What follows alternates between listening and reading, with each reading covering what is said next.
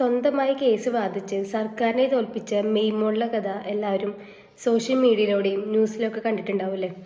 ഇങ്ങനെ സ്വന്തമായിട്ട് ഒരു ലോ ഡിഗ്രി ഇല്ലാത്ത ആൾക്കോ അല്ലെങ്കിൽ ഒരു വക്കീലാവാത്ത ഒരാൾക്കോ ഇങ്ങനെ സ്വന്തമായിട്ട് കേസ് വാദിക്കാനൊക്കെ പറ്റുമോ? തീർച്ചയായിട്ടും പറ്റും. ഇങ്ങനെ നിങ്ങൾക്ക് നിങ്ങളുടെ കേസ് ഒരു വക്കീലിൻ്റെ സഹായം ഇല്ലാതെ തന്നെ നിങ്ങൾക്ക് സ്വന്തമായിട്ട് കേസ് നടത്താൻ പറ്റും. പക്ഷെ അതിനു മുമ്പ് നമ്മൾ മനസ്സിലാക്കേണ്ട ഒരു കാര്യമുണ്ട്. ഈ കേസ് നടത്തുക എന്നുള്ളത് കോടതിയിൽ പോയി ആർഗ്യൂ ചെയ്യുക എന്നുള്ളത് മാത്രമല്ല. ആദ്യം നമ്മൾ മനസ്സിലാക്കേണ്ടത് കോടതി പ്രൊസീഡിങ്സിനെയാണ്. കേസ് ഡ്രാഫ്റ്റ് ചെയ്യുന്നതിന് തന്നെ ഒരു പ്രത്യേക തരം ഫോർമാറ്റ് ഉണ്ട്. ആ ഫോർമാറ്റിനെ കുറിച്ച് ആദ്യം പഠിക്കണം. പിന്നെ നിങ്ങൾക്ക് നിങ്ങളുടെ കേസിലേക്ക് ആവശ്യമായ സപ്പോർട്ടിംഗ് ഡോക്യുമെന്റ്സ് എന്തൊക്കെയാണോ അതെല്ലാം നിങ്ങൾ കോടതിയിൽ ഫയൽ ചെയ്യണം.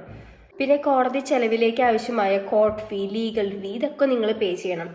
ഇതെല്ലാം കഴിഞ്ഞതിന് ശേഷം ഇതെല്ലാം പ്രോപ്പറായി ഫയൽ ചെയ്താൽ മാത്രമേ നിങ്ങളുടെ കേസ് കോടതി പരിഗണിക്കുള്ളൂ. അതിനുശേഷമാണ് ആർഗ്യുമെന്റ്. അപ്പോൾ സ്വന്തമായിട്ട് കേസ് നടത്താൻ താല്പര്യമുള്ളവർ ആദ്യം പ്രൊസീഡിങ്സ് ആണ് പഠിക്കേണ്ടത്, മനസ്സിലാക്കേണ്ടത്. പിന്നെ പ്രത്യേകം ശ്രദ്ധിക്കേണ്ട ഒരു കാര്യമുണ്ട്.